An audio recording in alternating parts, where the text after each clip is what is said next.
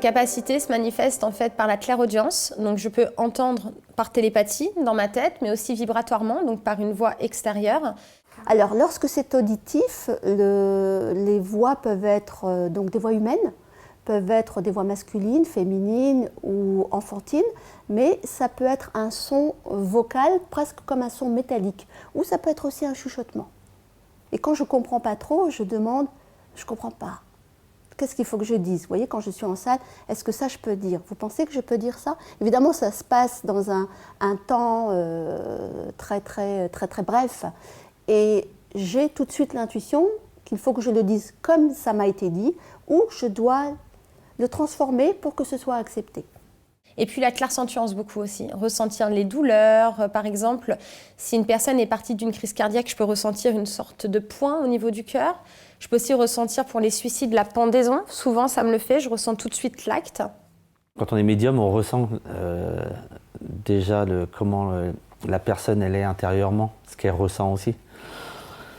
Ses émotions, voilà, on ressent tout ça. J'entends de la musique, des chansons, des paroles de musique. Alors ça peut être aussi bien des vieilles musiques très anciennes, comme je peux entendre aussi des musiques latino, de lambda, des nouveautés ou autres. Ce qui est bien en fait au niveau des sons de la musique, ce sont les mots, les paroles qui ont une forme de signification. Mais j'ai aussi les odeurs, les goûts. Vous voyez, par exemple, quand ils fumaient ou autre, moi ça me gêne. Alors quand ils veulent me montrer que ça les a gênés, je vais jusqu'à tousser parce que ça me dérange vraiment. Ou le goût d'un gâteau, ou le goût... J'ai vraiment des ressentis au toucher.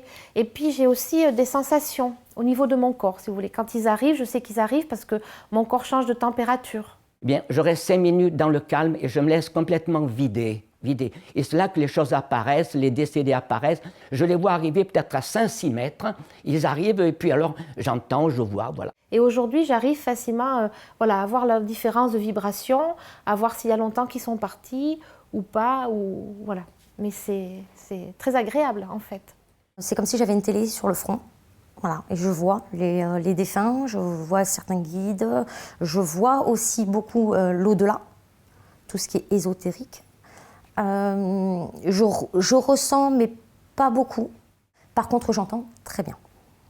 Donc, je les entends. Alors, c'est pas une petite voix, parce que les gens ont tendance à croire que la médiumnité, c'est une petite voix qu'on entend de l'extérieur.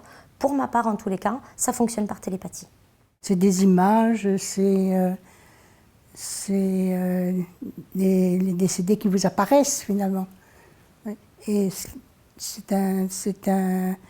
c'est fluidique. Et ma médiumnité, si vous voulez, avant que je la donne, je vais toujours avoir 3 indices précis qui vont faire reconnaître la personne, puisque je n'ai pas de support, hein, donc 3 indices qui me sont donnés, qui font reconnaître la personne, et je donne les informations quand on a reconnu les indices de la personne.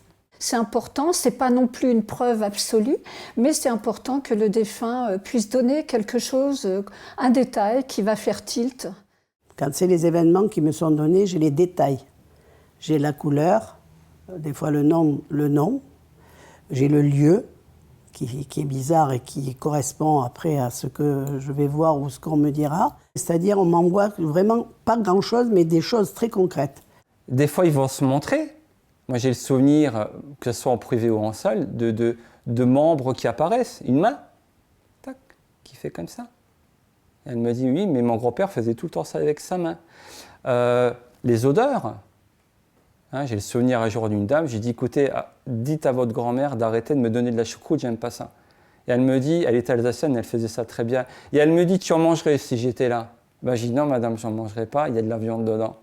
Donc alors ce que je vois, je peux voir quelque chose de, on va dire comme une silhouette, ou je peux voir quelqu'un qui se matérialise carrément, quoi. Ce qui fait que j'ai l'impression de jamais être seul, quoi. Je pratique de différentes façons en fait. Soit je peux regarder, soit quelquefois, pour avoir plus de précision, je peux aussi fermer les yeux.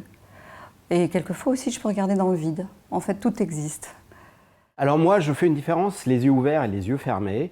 Les yeux fermés, je vois beaucoup de choses, beaucoup d'éléments qui viennent se superposer les unes aux autres, des visages, des informations sur l'état de la personne, comment cette personne est morte également.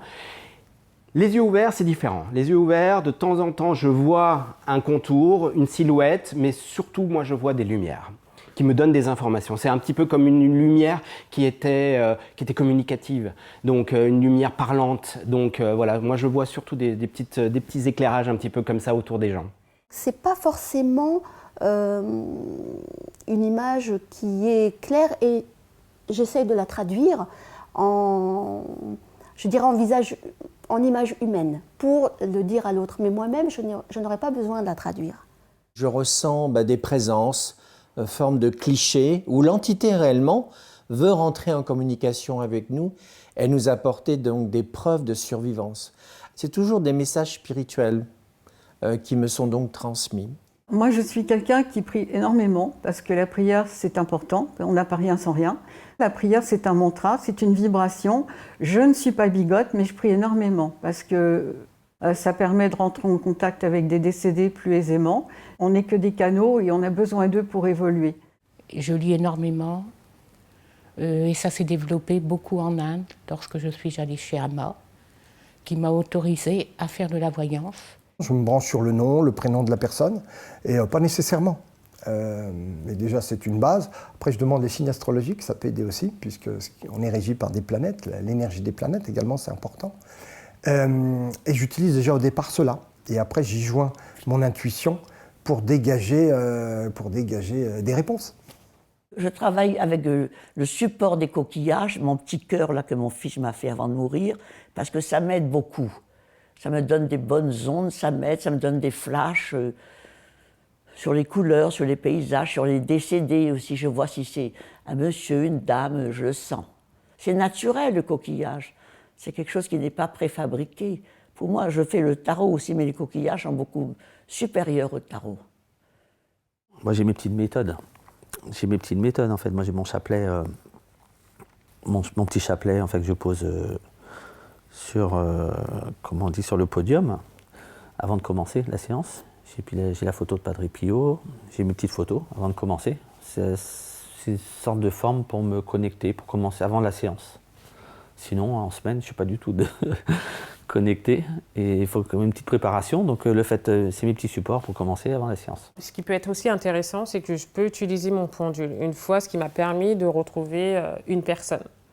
Alors, je m'accompagne toujours lors de mes conférences de mon petit ange avec le chapelet. Pour moi, c'est très important parce que je suis croyante et que pour moi, c'est très important qu'il soit présent, qu'il y ait la croix de Jésus avec moi. C'est une sorte de protection en tout cas, et aussi bien une manière de m'accompagner dans l'acte d'amour et humain que je fais ce jour-là en conférence. Souvent, lors de mes médiumnités, je passe la main sur la bougie.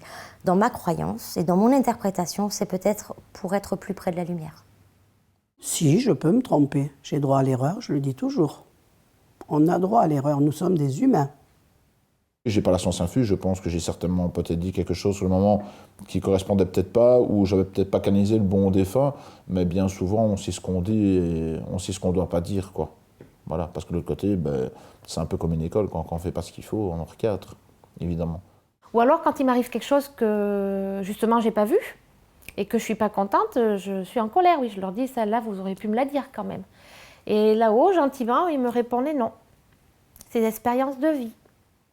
Bien sûr, je me suis déjà trompé, bien entendu, puisque en fait, c'est une information qui arrive de manière vibratoire. Les défunts n'ont plus de cordes vocales, donc nous parlent à travers des vibrations qu'on peut décrire sous forme auditive, ou ressentie, ou visuelle, mais c'est notre interprétation. C'est une mission, c'est un appel.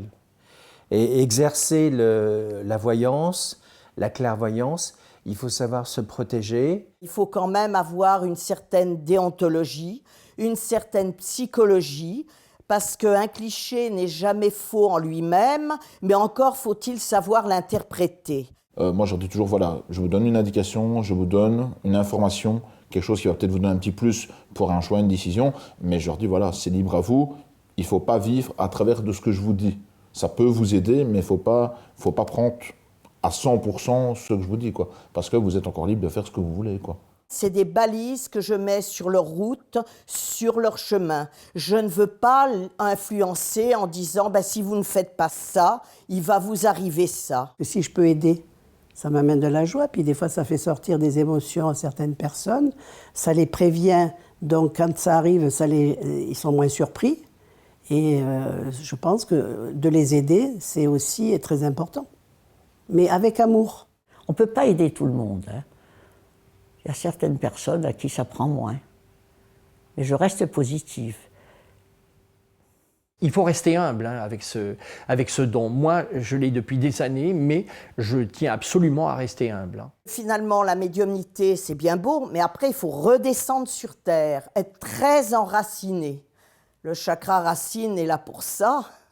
Je suis canal et pour moi, je dois faire ce qui m'a été demandé d'accomplir sur cette terre. Parce que quand on signe un contrat avec là-haut, et si on ne fait pas la mission, enfin, la plus petite ou la plus grande ou la plus moyenne mission, on rompt un contrat. Et pour moi, une signature est une signature.